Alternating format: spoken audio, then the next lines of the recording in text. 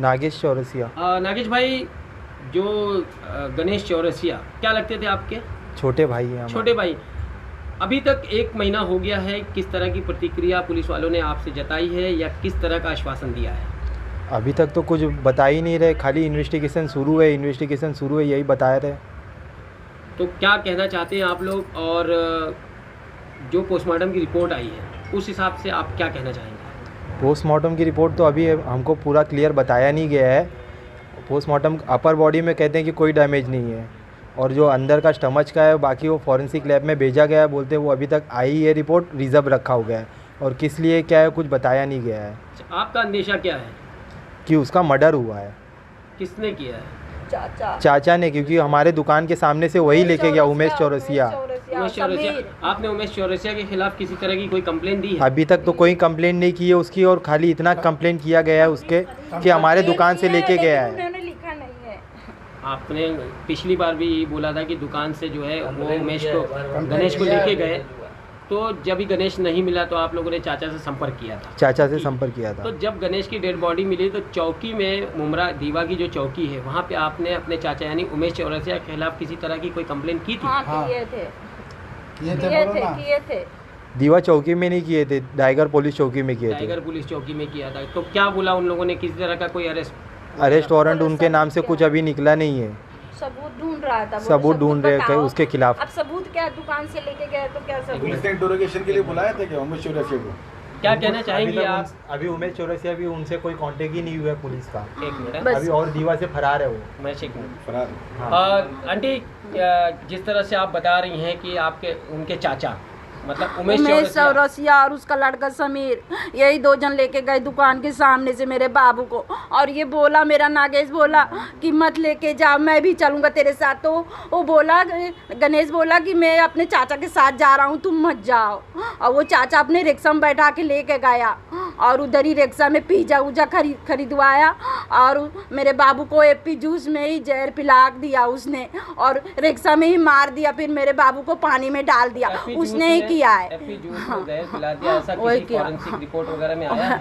वो नहीं, रिपोर्ट ही नहीं लिख रहा है, पुलिस वाला कुछ नहीं कर रहा है हम लोग का, उसी ने किया है, वही है पहले से भी। और वही किया है। से क्या मांग करेंगी? बस हमको कातिल चाहिए, और कातिल को, जो मेरे बाबू को ऐसा किया उसको भी ऐसी सजा होना चाहिए।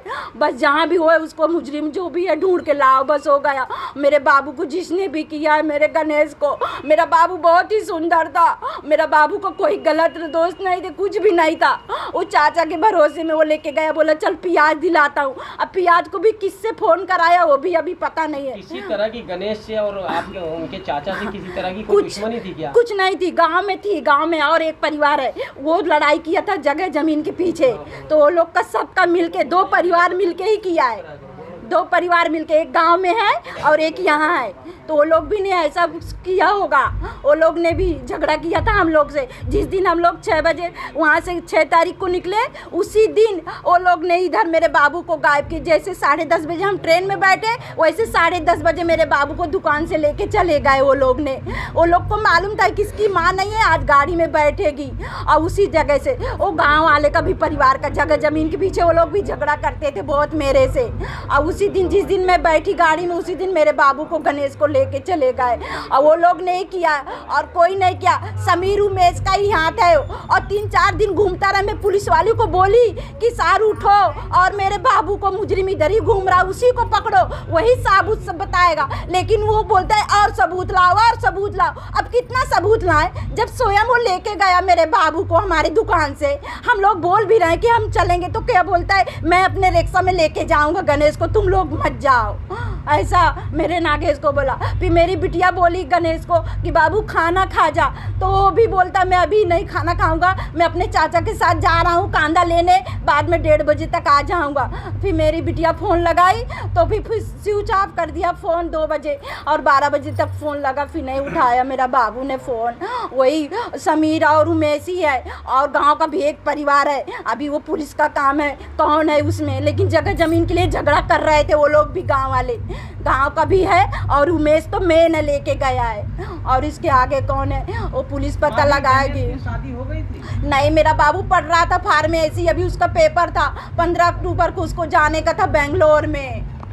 मेरा बाबू काम धंधा भी करता था। आपने पुलिस वालों से कब मुलाकात किया? हम लोग 2-3 बार गए, उस दिन नहीं सुन रहा था, बोलता हम लोग कार्रवाई करना है, तुम टेंशन मत लो, टेंशन मत लो, यही बोलता है वो। अच्छा माँ जी, इस मामले में जो जांच अधिकारी हैं मलिक, उनसे आपकी मुलाकात हुई? हाँ, हम लोग गए थे, मैं गई थी। मैं बोली तुमने पैसा खाया इसके लिए नहीं कुर्सी छोड़ रहे, एक झापड़ मारते हो तुम तो पुलिस दौड़ के जाती है। अब मेरा बाबू चला गया, तुम आज तक कोई सुनवाई नहीं कर रहे हो, ऐसा क्यों? बोलता है कि क्या हम लोग इतना गिर गए क्या पैसा खा के बैठेंगे? तो ऐसा है तो फिर क्यों नहीं तुम इंक्वायरी किए? जब मुजरिम 3-4 दिन इधर ही घूम रहा था सब कुछ, तो बोलता है सबूत लाओ, सबूत लाओ। कितना उसको सबूत देने का? हमारे दुकान से वो लेके गया, रिक्शा में बैठा के लेके गया, राग दर रिक्शा किया, कलर किया, रिक्शा में सब कुछ किया। अभी भी मुजरिम को बोलता है और अभी सबूत लाओ। कितना उसको सबूत तो तुझे ढूंढना चाहिए ना, तू कुर्सी में बैठा है जो हम लोग से सबूत मांगता है। तू किस लिए नौकरी कर रहा है? नहीं तो छोड़ दे स्कूल से, अपनी सीट छोड़ दे तू। दीवा का ही पुलिस है, वही है, वो सब खा के बैठा मेरा। इस मामले को पुलिस जो है हत्या के बजाय आत्महत्या मान रही है।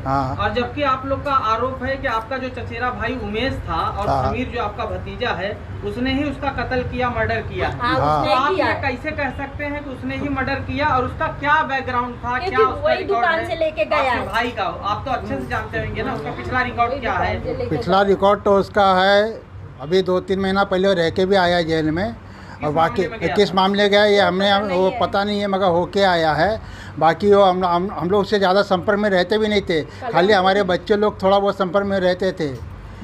और वही उसकी हम लोग गांव में थे, जिस दिन हम लोग गाड़ी में बैठे उसी दिन उसको लेके गए। और मेरा लड़का बड़ा वाला वो भी था दुकान के पास से लेके गया है उसको। और इन्होंने अंकल, जो आप न्याय की उम्मीद लगा बैठे हो, हाँ, पुलिस इस मामले को जो है आत्महत्या बताने की पूरी जो है कोशिश कर रही है, और क्या आत्महत्या ही वो घोषित कर देगी लास्ट में। ऐसे में आप यहाँ के पुलिस कमिश्नर से क्या मांग करोगे, क्या अपील करोगे? यहाँ से पुलिस से यही हम मांग कर रहे हैं कि हमारे बच्चे की हत्या हुई है, आत्महत्या नहीं है, उसको आत्महत्या न दिखाया जाए। उसके गले में चैन भी था, 40,000 रुपये भी थे, मोबाइल भी था, कोई चीज़ बरामद नहीं हुई, सिर्फ उसके जेब से हाथ में एक घड़ी मिली है, बॉडी के टाइम पे गले में रुद्राक्ष की माला मिली है, और क्या बोलते हैं एक्टिवा की चाबी थी वो भी मिली है। बाकी कोई चीज़ उसके हाथ से बरामद नहीं, उसके पास बरामद नहीं हुआ। और आत्महत्या हमारा बेटा करेगा क्यों?